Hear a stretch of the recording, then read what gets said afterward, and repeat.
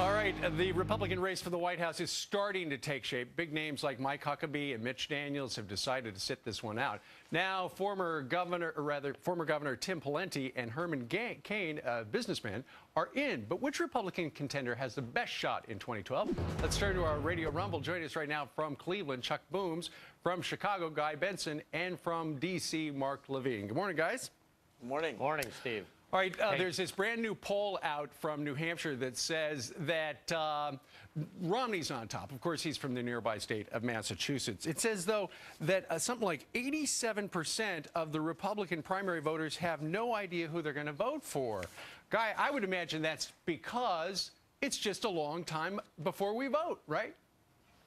Absolutely. It's very, very early. And while the field is taking shape, as you just mentioned, 87% undecided right now. That means that this is a wide-open game, a chance for anyone really to distinguish themselves and move to the head of the pack. And I think in some ways it's a refreshing situation because you've got voters saying, we're not super familiar with most of these guys at this point. They have more than a year to make their case.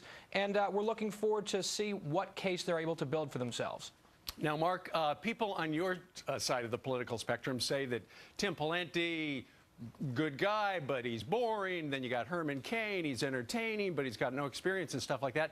What are your listeners, who are, for the most part, progressive, saying about the Republican slate so far? I think they've pretty much fallen asleep. They're enjoying Newt Gingrich, who committed the cardinal sin of telling Americans the truth, that the Ryan plan to kill Medicare was right-wing social engineering.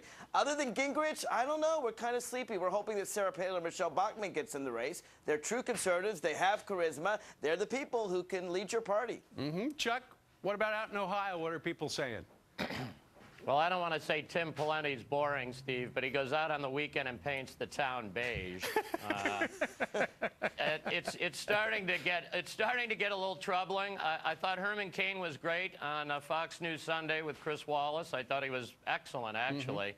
But it's probably not the serious candidate. They're going to have to send Tony Soprano over to Chris Christie's house with a picture of Marco Rubio and tell him that's the ticket. Guy, do a lot of your listeners say, you know, we would love to have Chris Christie in, Marco Rubio would be a great vice president, and when we hear these stories about insiders say that the Republican field is set, aren't they just trying to keep Palin and Bachmann, like Mark mentioned, or Governor Perry and Chris Christie out of the race? I don't think anyone's trying to keep anyone out at this point. It is interesting when you talk to grassroots conservatives, whether it's radio listeners or folks online, you often hear a whole bunch of names that aren't quite in the field yet, and people who say they aren't running, like Rubio, like Colonel Allen West, like Chris Christie, perhaps Rick Perry down in Texas. So this goes back to the earlier point. It's still so early. To say that the field has completely solidified, I think, is just wrong. Now, if this turns out to be the extent of the field, I think there are a number of very credible, plausible candidates who can beat Barack Obama.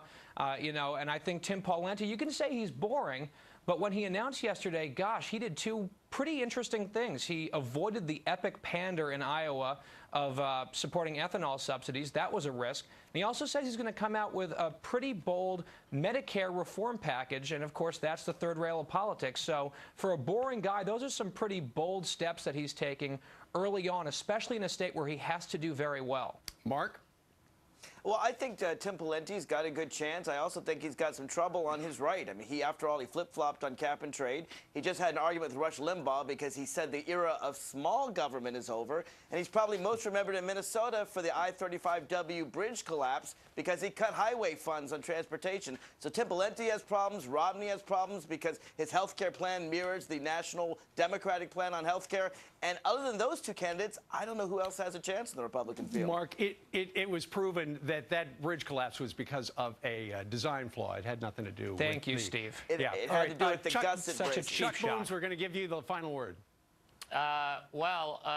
To Mark, I don't know if he knows, but Obama has announced that he wants the United States to go back to pre-1803 Louisiana Purchase borders, and I think that should help the Republicans. Steve, I'm going to make a suggestion. We should go with the manager of the Cleveland Indians if you're a Republican, because at least they can win.